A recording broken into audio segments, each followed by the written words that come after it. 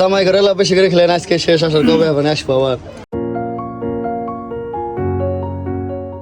গতকালকে গিয়েছিলাম বেলকুচির একটি চরে বিয়ের দাওয়াত খেতে, আর এই বিয়েটি ছিল আমার ছোটবেলার বন্ধু মাসুদের। আসসালামু আলাইকুম, আশা করি সবাই ভালো আছেন। আজকে আমরা একটি গ্রামের বিয়ের অনুষ্ঠানে যাচ্ছি, আর এই বিয়ের অনুষ্ঠানে এসেই প্রথমে আমরা একটা মসজিদে আসলাম, কারণ আজকে পবিত্র জুমার দিন, আর জুমার দিন মানেই হচ্ছে আমাদের একটা ঈদের আনন্দ। তো আমরা এখানে নামাজ আদায় করে এই যে আমাদের জামাইকে সাথে করে নিয়ে আমরা এখন বিয়ে বাড়ির দিকে যাচ্ছি। আর এই বিয়েটি আগে থেকে সবকিছু প্রস্তুত করা ছিল, এর কারণে এত ধুমধাম আয়োজন করা হয়নি, বিকজ এটা ছিল লাভ ম্যারেজ। আর লাভ ম্যারেজের বিয়ে আপনারা জানেন যে একটু ধুমধাম কমই হয়, আবার অনেকের ক্ষেত্রে এটা ভিন্নতা আসতে পারে। স্কুল জীবনে আমরা 11 জন বন্ধু ছিলাম, 11 জন বন্ধুর ভিতরে সবাই আমরা বিয়ে করেছি, শুধু মাসুদি একমাত্র যে অনেক দেরিতে বিয়ে করলো। বিয়ে শাদী কারো হাতের নয়, এটা মহান আল্লাহ সুবহানাহু ওয়া তাআলা নির্ধারণ করে থাকে, যখন যার সময় হবে তখন সে বিয়ে করতে পারবে। তো এখানে আসার পরে দেখতে পাচ্ছেন যে ছোটখাটো আয়োজন করেও অনেক মজা এখানে সবাই উপভোগ করতেছে, দেখতেই পাচ্ছেন।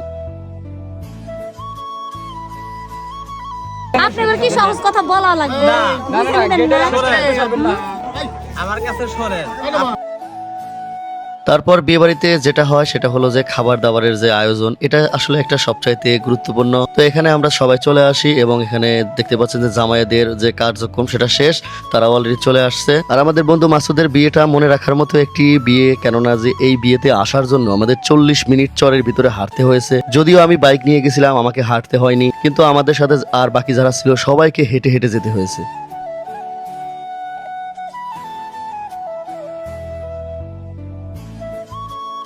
আল্লাহ রে রিক্সা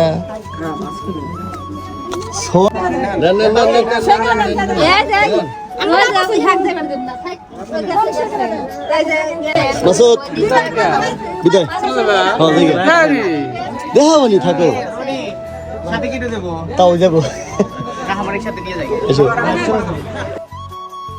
আর বিয়ে বাড়ি থেকে বের হওয়ার সময় দেখি যে গেটটি দিয়ে আমরা ঢুকলাম সেই গেটটি অলরেডি ভেঙে ফেলেছে। আসলে এটা আমার কাছে একটু খারাপ লাগছে যে এটা দু তিন দিন থাকতো, এটা ভালো লাগতো দেখতে। আসলে বাচ্চাদের কাজ বাচ্চারা করবে, এটাই স্বাভাবিক। তারপরে আমি আর আমার তাওই মিলে আর আমাদের এক ভাতিজি আছে, তাকে নিয়ে আমরা হচ্ছে বাসার দিকে রওনা হই। এই বিয়ে খেতে এসে একটা নতুন অভিজ্ঞতা হয়েছে, সেটা হচ্ছে যে নৌকা দিয়ে বাইক পারাপার। প্রথমে একটু ভয় লাগলে পরে ভালো লেগেছে। আর আজকের ব্লগটা আপনাদের কেমন লাগলো অবশ্যই জানাবেন।